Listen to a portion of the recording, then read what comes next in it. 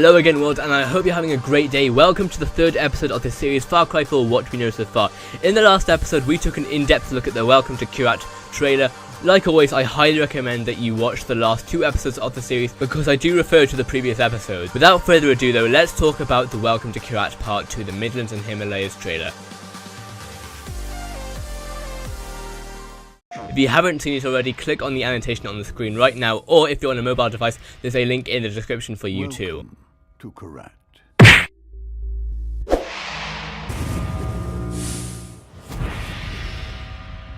Welcome to Kyrat. So we start off with the exact same voiceover as this trailer's predecessor. Still, we have no information as of yet about who this is and whether or not they're going to play a character in the game.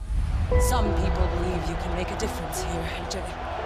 This is the moment of truth. I'm not going to dwell on this scene too much because later on in the trailer explains what it's all about. The last line that this character speaks is, "This is the moment of truth," and so I imagine that this is the cutscene going into a mission.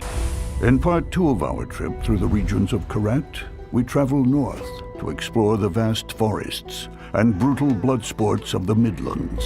Now we get our first glimpse of what the Midlands will look like. Not very dissimilar to the lowlands. In fact, apart from its geography, I can't see any difference between the Midlands and the lowlands, although I'm sure there will be a difference, it's just not noticeable here. And further up to brave the heights and savagery of the mighty Himalayas. Okay, so I'm sure that this is a genuine personal preference, but I'm looking forward to what the Himalayas will offer in Far Cry 4, and I'll explain why later on.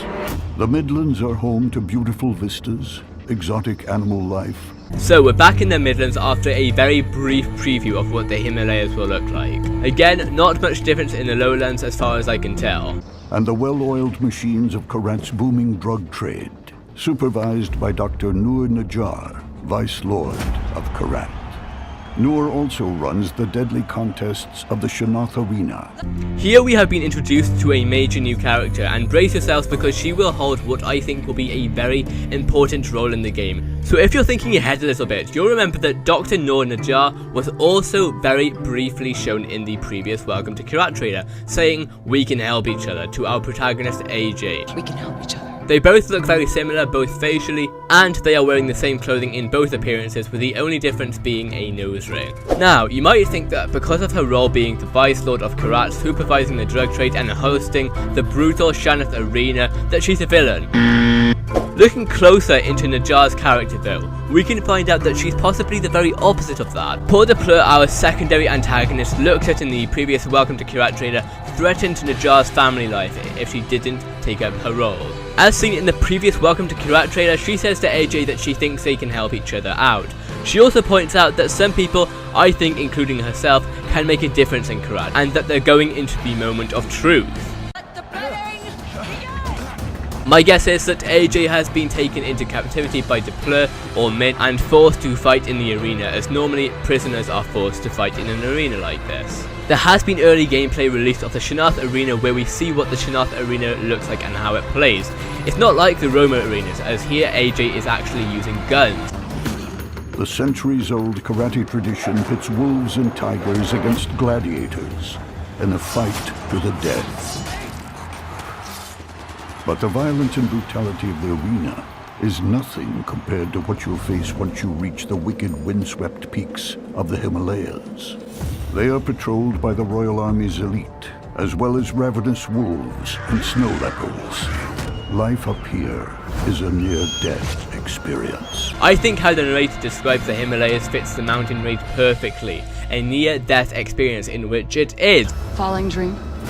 A lot of people fall around here. Most of them don't wake up. Watch your step. The steep inclines and sheer drop-offs are prone to frequent avalanches. In these stages of the game where we venture the Himalayas for whatever reason, we will have to fend off the Royal Army's elite, wild animals, and be wary of avalanches. I expect that there will be a mission or two where we will have to escape an avalanche similar to the mission in Far Cry 3 where Vast ties up Jason and Lisa and lights the place on fire, only for Jason and Lisa to escape the collapsing building. Hello! You have been a naughty little shit, haven't you? King Pagan Min sends Kyrat's political prisoners to the Sky Prison. I also believe that we'll be captured by Pagan Min after an avalanche mission goes wrong, and this is where we are at now. Welcome to Dagesh. A craggy gulag carved into the side of a mountain. The warden is Yuma. You might remember Yuma from the previous Welcome to Kyrat trailer. Yuma, unlike Dr. Noor Ajar, is who she seems to be. She's another antagonist believed to be Pagan Min's right-hand woman. She not only guards the prison, but is also the general of the royal army. Here's a background on Yuma. She and Pagan Min grew up with each other since childhood. The narrator mentions how she's a former triad gangster. This makes sense considering her father was a triad in Hong Kong. Her father was killed in an Interpol raid, completely crushing the Chinese underworld's reputation and status. Yang Min, Pagan Min's father, took orphaned Yuma as his own and raised her alongside Pagan Min. She's been raised with Pagan and so will most likely be more loyal to him than anyone else. A former triad gangster and commander of the elite royal guard. What was that? Let's stop playing this game. We both know what you really want. To survive the hostile conditions, you'll need to pack heat. From your grappling hook and wingsuit, to throwing knives and heavy machine guns, and your deadliest weapon, your surroundings. As said in the previous episode, we will be taking an in-depth look at the Far Cry 4 combat system in its own episode. It's good to have you with us, brother. This man hasn't had any light shed on who he is, but he looks a lot like AJ, our protagonist. My feeling is that he might actually be AJ's brother, who never moved to the States with his mother earlier on. Another point is, he refers to AJ as his brother, but referring to someone as brother doesn't always mean they're your biological brother. We've explored the lush wetlands, hillside forests, bloody arenas, and deadly heights. Well, looky here. If you didn't play Far Cry 3, you won't know who it is, but his name is Agent Willis, and he helped out Far Cry 3's protagonist Jason Brody, finding his kidnapped friend. Creator-director Dan Hay did mention that some old characters will be returning to Far Cry 4, so it is more than possible that Agent Willis will be joining us in our travels around Kyrat. But you won't truly find what you're looking for until you find yourself in Kyrat. Here we can see AJ holding the pot of his mother's ashes in his hands.